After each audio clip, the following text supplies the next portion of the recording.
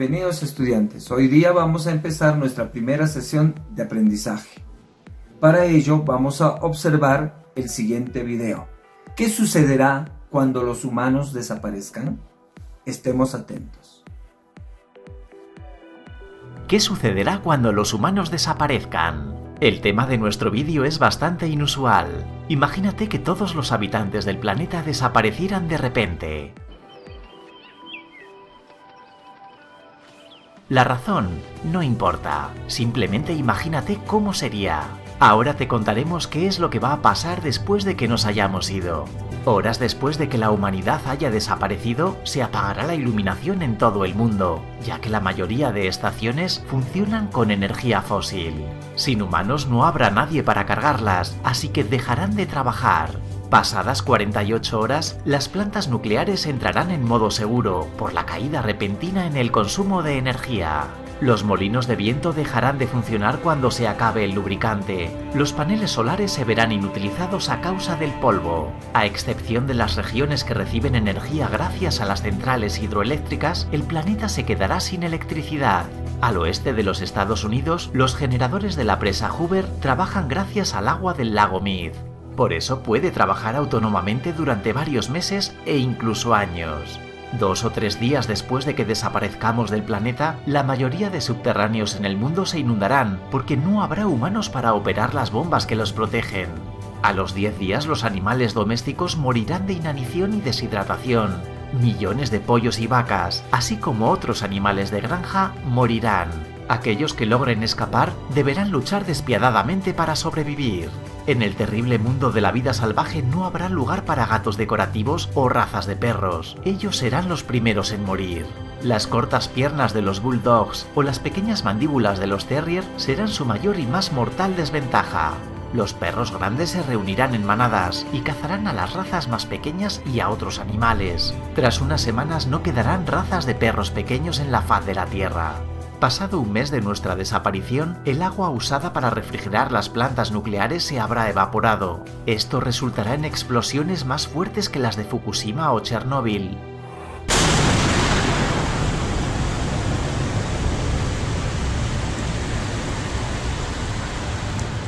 Millones de animales morirán de cáncer, pero en general el planeta se recupera fácil y rápidamente de la radioactividad.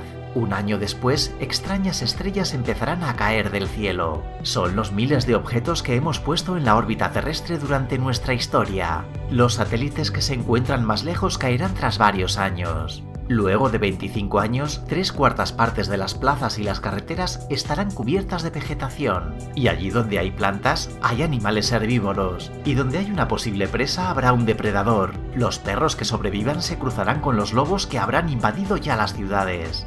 Sin humanos el aire será más limpio. En algunas ciudades el rango de visibilidad será mucho más grande que ahora. Ciudades como Dubái o Las Vegas serán enterradas por la arena. El desierto recuperará lo que le pertenece, al igual que el resto de la naturaleza. 300 años después, las construcciones de metal como la Torre Eiffel o los puentes de acero comenzarán a caerse, ya que no habrá nadie para pintarlos o protegerlos de la corrosión. Las barras de acero del hormigón se hincharán hasta alcanzar 3 veces su tamaño inicial, y los últimos edificios grandes caerán. Los pantanos que formaban América reaparecerán y cientos de especies de pájaros y mamíferos regresarán al hogar que injustamente les quitaron. Los grandes animales marinos también se alegrarán de que no estemos. Sin humanos las ballenas prosperarán y se reproducirán al máximo de las capacidades del océano. Así se verán las ciudades modernas tras 500 años sin humanos. Pasados 10.000 años, el único recuerdo de la civilización humana serán algunas construcciones, como las pirámides de Egipto o la muralla china. El monumento nacional, Monte Rushmore, permanecerá casi intacto por miles de millones de años. Dentro de 50 millones de años, las botellas de plástico y las piezas de vidrio serán los únicos rastros de nuestra civilización. Y tras otros 50 millones, incluso ellos habrán desaparecido. Como puedes ver, nuestro planeta es robusto y no tendrá problema en deshacerse de nuestra basura. En caso de que una nueva especie racional exista dentro de 300 millones de años, podría no enterarse de que hubo una civilización antes de ellos. Así que nuestro planeta puede vivir sin nosotros, pero nosotros no podemos vivir sin él. Salvemos al planeta. Entonces, estudiantes, ¿qué hemos observado? Ustedes dirán, maestro, sin la presencia del hombre, los animales y las plantas estarían felices. Sin la presencia del hombre, todo marcharía bien. ¿Qué piensas sobre esta situación? Ustedes, estudiantes, responderán, profesor, el hombre es el que hace daño al medio ambiente. El hombre es un elemento nocivo en la naturaleza. Pero sin darnos cuenta, nosotros somos hombres. Nosotros somos los que formamos parte de la naturaleza. Pero, ¿sí?, no estamos haciendo nada por convivir con ella. Vuelvo a preguntarles, jóvenes, ¿por qué crees que las personas hacemos daño a nuestro medio ambiente? Ustedes responderán, profesor, es que somos egoístas. Profesor, es que no somos conscientes. Ustedes mismos lo dicen, jóvenes. Estamos viviendo en el mundo una pandemia, un problema muy grave, pero la gente no es consciente de ello. Igual también, para conservar nuestro medio ambiente, no estamos interactuando como debe ser. Por lo tanto, estamos destruyendo nuestro medio ambiente. Estamos malogrando la naturaleza. Es por ello, jóvenes, que nosotros no debemos de ser indiferentes. Debemos de tomar conciencia para poder convivir mejor con nuestro medio ambiente. Empezamos con la geografía como ciencia. Cuando hablamos de geografía, básicamente, estudiantes, estamos hablando de una ciencia. A veces decimos que solamente ciencia es letras, ciencia es química, ciencia es física, etcétera, etcétera. No, vamos a ver la geografía como ciencia. Etimológicamente, la palabra geografía proviene de dos voces griegas. Geo, que significa tierra, y grapé o grafía, que significa descripción. Esto quiere decir que tradicionalmente la geografía era una ciencia que describía la tierra. Por lo tanto, tenía un carácter descriptivo. Hecateo de Mileto es el padre de la geografía tradicional. ¿Cómo podemos definir la geografía? La geografía es la ciencia que estudia la interrelación del hombre con su medio, donde éste interactúa primero. Entonces, esa relación del hombre con su medio es importantísima. Hay que darnos cuenta que la geografía se convierte en ciencia. ¿Por qué? Porque localiza, porque explica, porque relaciona, porque compara. ¿Y qué es lo que compara, localiza, relaciona? Los hechos y fenómenos geográficos. En la antigüedad se relacionaba con lo mágico religioso. En la actualidad ya nos damos cuenta del porqué de la ocurrencia de los sismos. Por ejemplo, antes, ¿qué se pensaba? De que era un castigo de los dioses. Pero en la actualidad nosotros nos podemos dar cuenta de que la geografía, ¿no?, ya nos va a dar las pautas sobre este fenómeno. ¿Por qué ocurren los sismos? Por el desplazamiento de las placas tectónicas. Ese desplazamiento hace de que haya una liberación de energía. Y eso es lo que causa los movimientos telúricos. Entonces ya cambia de connotación la geografía. ¿Cuál es el objeto de estudio de la geografía? La geografía estudia el espacio geográfico. ¿Y qué viene a ser el espacio geográfico, estudiantes? todo aquello que nos rodea. Todo aquello que nos rodea. O sea, nuestro medio ambiente. El espacio donde nosotros, los seres humanos, realizamos nuestras actividades. El espacio donde nosotros nos desenvolvemos. Eso es lo que estudia la geografía. La geografía no estudia la Tierra, los planetas. No. Que quede claro eso. Ahora, si la geografía no estudia todo, ¿qué es lo que estudiará? Entonces, la geografía tiene un campo de estudio. O sea, no abarca todo. Solamente se ciñe a ciertas partes del medio ambiente. ¿Sí? Por ejemplo, en la atmósfera. ¿Hasta dónde nada más? ¿Ve?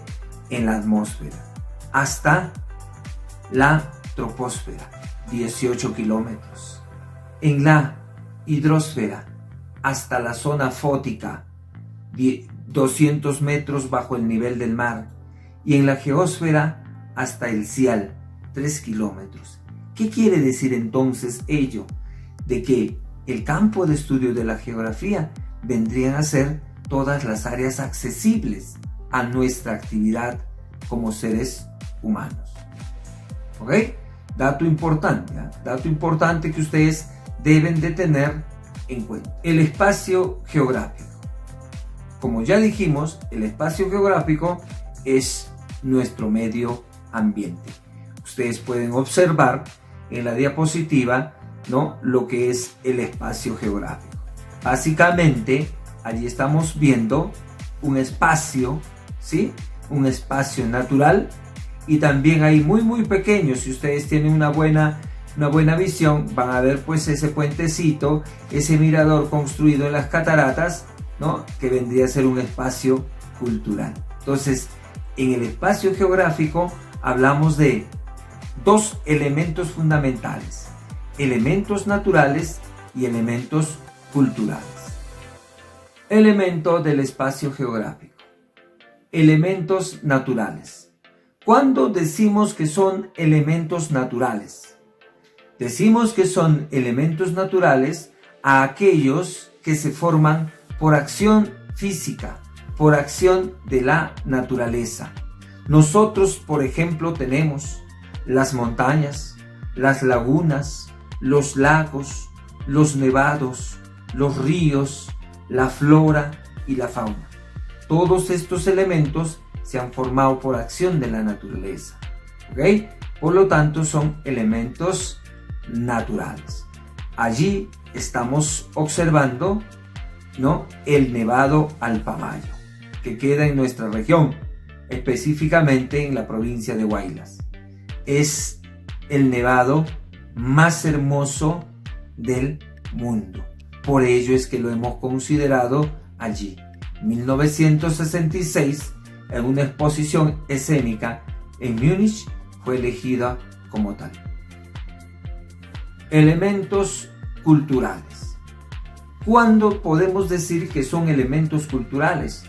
Nosotros llamamos elementos culturales aquellos elementos que han sido creados por el hombre, aquellos elementos donde ha intervenido la mano del hombre. Por ejemplo, las casas, los parques, los colegios, los puentes, los hospitales, las actividades económicas y el mismo hombre. Por ejemplo, nosotros vamos a identificar qué es natural y qué es cultural. ¿Ve? Por ejemplo, si yo digo, ¿sí?, la chacra de Don José, ¿será un elemento natural o un elemento cultural? Entonces ustedes rápidamente, jóvenes, pensarán y dirán: ah, la chacra de Don José es suelo, es tierra, elemento natural. No, la chacra de Don José, jóvenes, vendría a ser un elemento cultural. ¿Por qué un elemento cultural?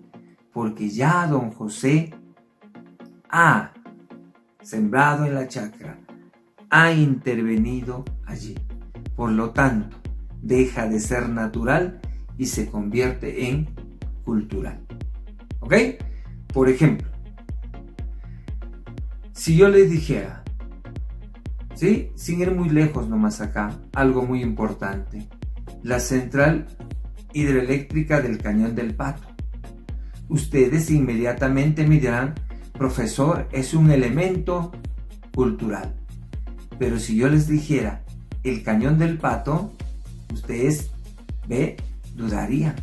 Ah, el Cañón del Pato es un elemento cultural, profe. ¿Por qué? Porque es el que nos da energía y la energía lo hace el hombre. No. Por eso hay que distinguir dos cosas fundamentales, chicos. Una cosa es el Cañón del Pato, que ha sido formada por la erosión del río Santa, que vendría a ser natural. Y otra cosa es la central hidroeléctrica del Cañón del Pato, que ha sido construida por las manos del hombre. Entonces, es importante que nosotros nos ciñamos a la pregunta, captemos bien la pregunta para dar una respuesta adecuada. En nuestro espacio geográfico van a ocurrir hechos geográficos y fenómenos geográficos. ¿Qué vendrían a ser los hechos geográficos? Los hechos geográficos son obras del hombre, principalmente, que han causado gran impacto en la naturaleza. El hombre siempre, por necesidad, va a transformar la naturaleza y va a realizar obras para su beneficio. Entre ellas tenemos, por ejemplo, las carreteras, las centrales hidroeléctricas, los centros mineros, los aeropuertos, las urbanizaciones, las represas, las fábricas. Ahí, por ejemplo, observamos en el gráfico la ciudad de Huaraz. ¿Cuál es el beneficio que le dan los hechos geográficos al hombre? Ustedes ven las carreteras para integrar a los pueblos, las centrales hidroeléctricas para proveernos de energía, los centros mineros para brindarnos trabajo, para brindar desarrollo a los pueblos, los aeropuertos para una comunicación mucho más rápida, las urbanizaciones para el desarrollo demográfico principalmente, las represas para captar las aguas y dedicarlas al regadío, qué sé yo. Entonces, hechos geográficos, obras de gran impacto del hombre. Fenómenos geográficos.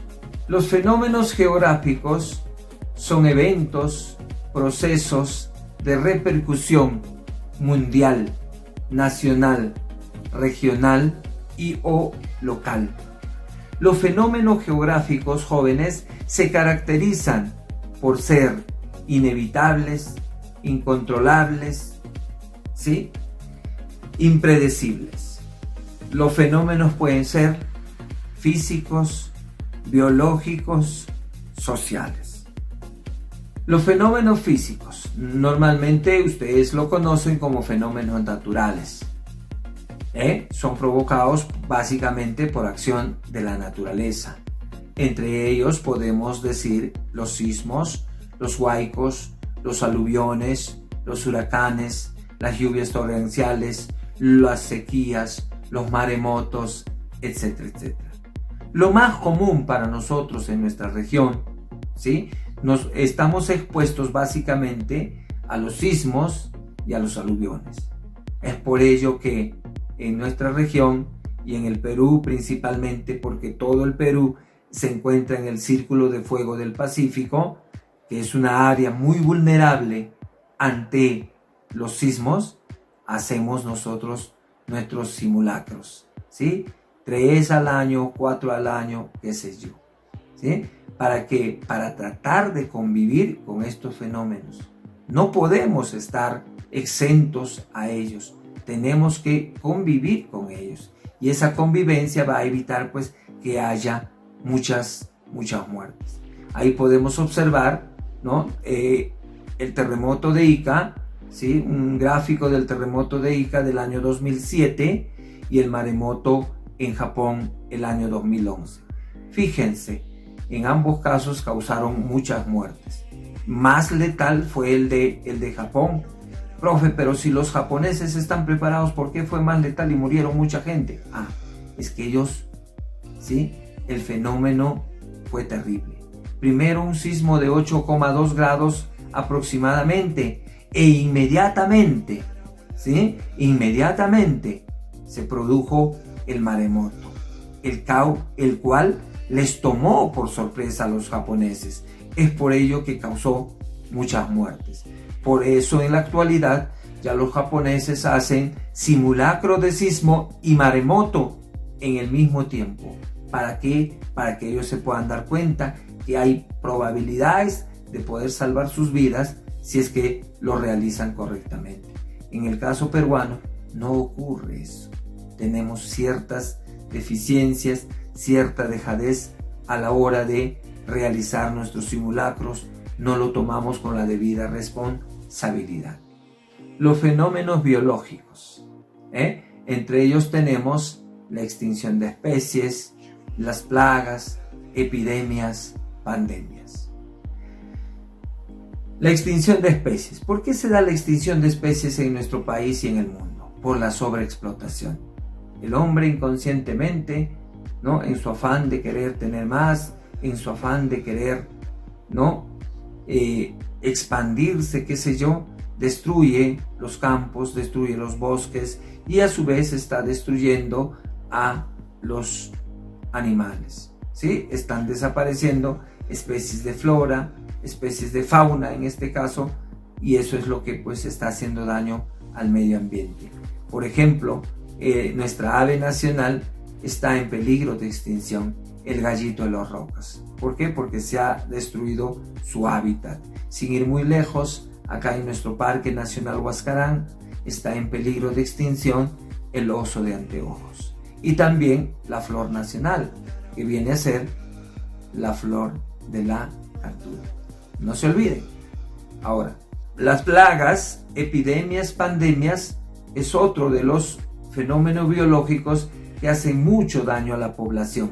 En este caso, en esta época de coyuntura, es por ello que estamos desarrollando las clases virtuales. Por ejemplo, se ha presentado la pandemia del coronavirus, el COVID-19, una pandemia que está causando muchos estragos a la población peruana y a nivel del mundo.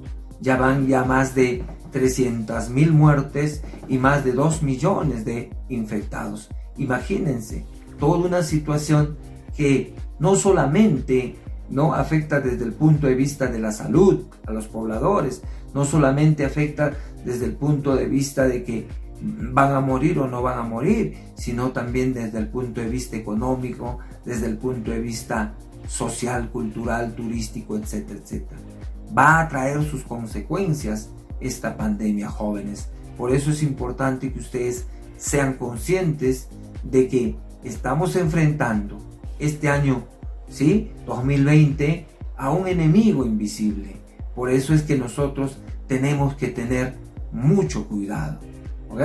Entonces, esta pandemia, las pandemias, por ejemplo, se presentan casi cada 100 años, ¿sí? Cada 100 años. En 1720, ¿sí? Una plaga llamada peste bubónica. En 1820, la viruela.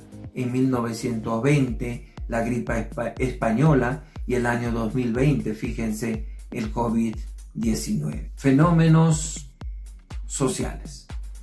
Los fenómenos sociales vienen a ser otros elementos que están causando estragos a nuestro medio ambiente.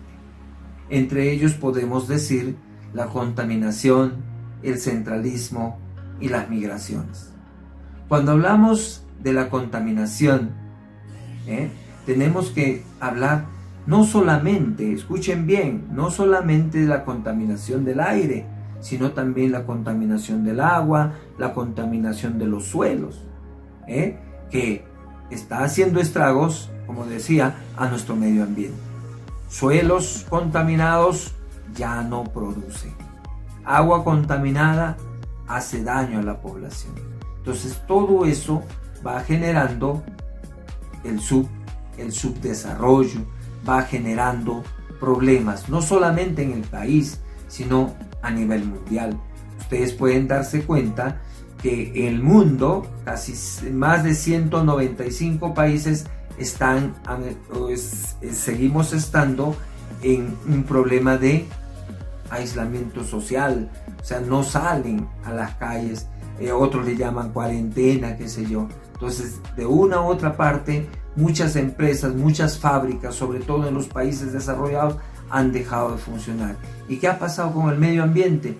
En ese poco tiempo ha recuperado ciertas características. Ustedes mismos se van a ir dando cuenta. Cuando salgamos de acá un tiempito, van a poder ver, por ejemplo, las aguas del río Quilcay completamente limpias. El río Santa, aunque sigue llevando relaves mineros, pero ha cambiado su coloración. ¿Qué implica eso, jóvenes? Que la contaminación está haciendo mucho daño a nuestro medio ambiente y por ende a nuestra naturaleza. El centralismo agobiante que se está dando en estos tiempos, mucha concentración de población. Ustedes ven, pueden observar a través de la televisión, principalmente a través de las redes sociales, cómo la aglomeración de personas se dan en las grandes ciudades. Lima, por ejemplo, es una de las ciudades más hacinadas en nuestro país. Casi 11 millones de habitantes en un pequeño espacio geográfico. Viven por los cerros, viven por el desierto, etcétera, etcétera, etcétera. ¿Por qué es provocado el centralismo? Básicamente por la falsa idea de que en la costa está mejor la educación, y eso aparentemente puede ser así. Pero ahora el conocimiento, la situación ya es globalizada. ¿Ve? Y nosotros podemos ir desarrollándonos de repente en lugares donde no hay tanto centralismo. El centralismo, no se olviden, es provocado pues por las migraciones. Las migraciones, desplazamientos de grandes cantidades de personas hacia las grandes ciudades, de la sierra a la costa, de la selva a la costa, en búsqueda posiblemente de mejores condiciones de vida, pero hay veces esa situación no se da, lo que está ocasionando mayor pobreza en nuestro país. En los gráficos tenemos dos elementos importantes. Uno, cómo se da el nivel de contaminación ambiental, esos gases tóxicos que tienen pues partículas en suspensión en la atmósfera que hacen tanto daño a la población. Y el otro lado, la migración del campo a la ciudad, no provoca pues la existencia de asentamientos humanos, sí, por doquier, y estos pues viven en condiciones infrahumanas. Entonces, después de haberles explicado, mis queridos estudiantes, ¿no?, todo lo que concierne a la geografía como ciencia, nosotros pues permitámonos reflexionar y darnos cuenta que nuestro medio natural es nuestra casa grande y como tal debemos de protegerlo. Que no quede solamente en explicación, sino pongámonos la camiseta, chicos, pongámonos la camiseta y tratemos de conservar nuestro medio ambiente. ¿Y cuál es el medio ambiente donde nos desarrollamos? Nuestra casa, nuestra escuela.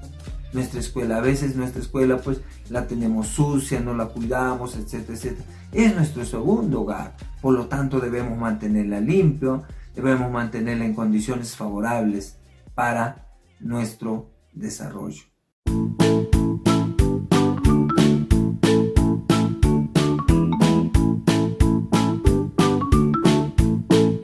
Bueno, estudiantes, después de haber concluido esta sesión, estas explicaciones, ustedes van a elaborar, ¿sí?, un producto, una evidencia que me haga entender a mí como maestro que ustedes han entendido las clases. Lo envían a la plataforma para yo poder revisar y visualizar.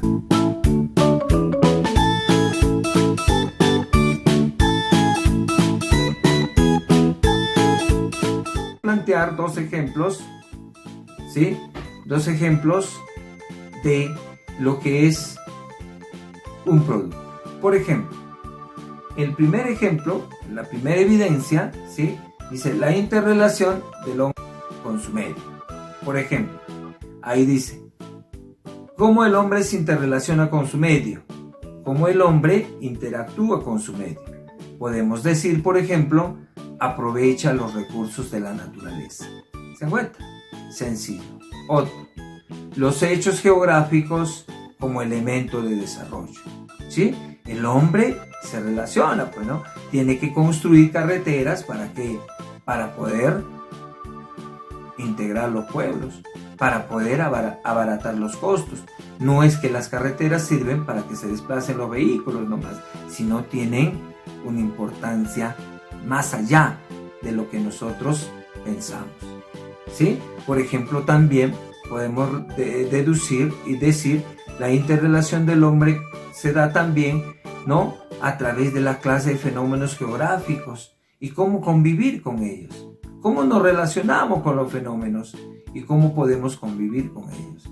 No podemos darle la espalda, sino la convivencia.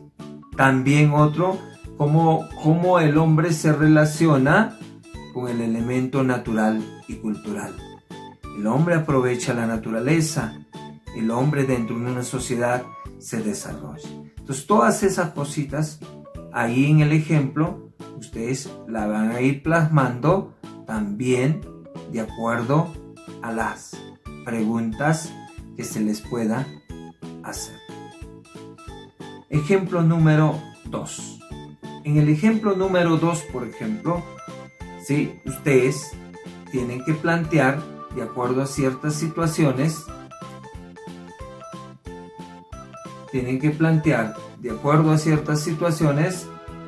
Ya, de nuevo empieza.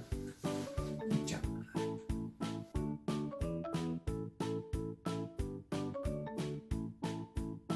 Ejemplo número 2, ¿no?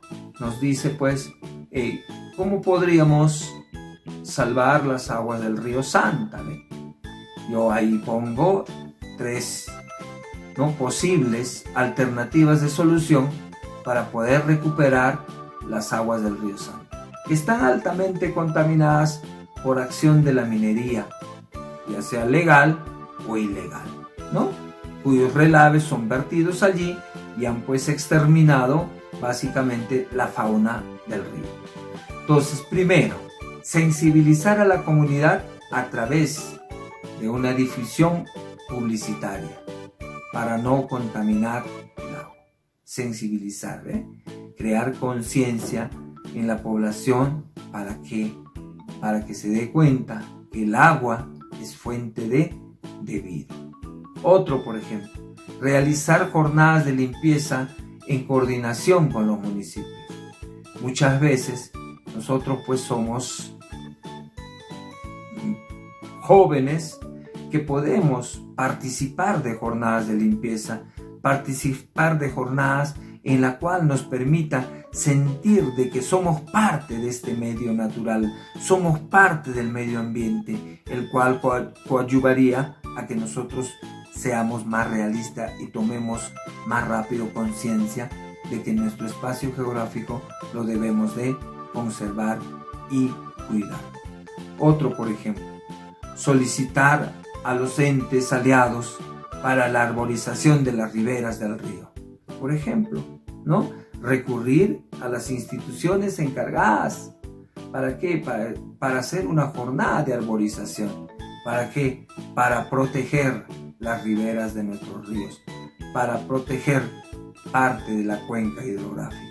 Esos serían los elementos importantes que ustedes jóvenes tendrían que entender y comprender y tratar de desarrollar. Si has captado las clasecitas, si has estado atenta o atento a las explicaciones, lo vas a resolver sin ninguna dificultad. Espero, estudiante, que me hayas comprendido y te deseo éxitos a la hora de elaborar tus evidencias.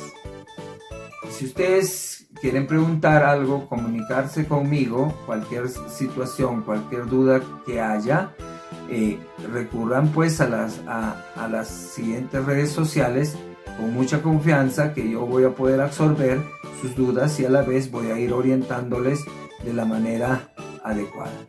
Gracias mis queridos estudiantes y nos vemos en la siguiente sesión.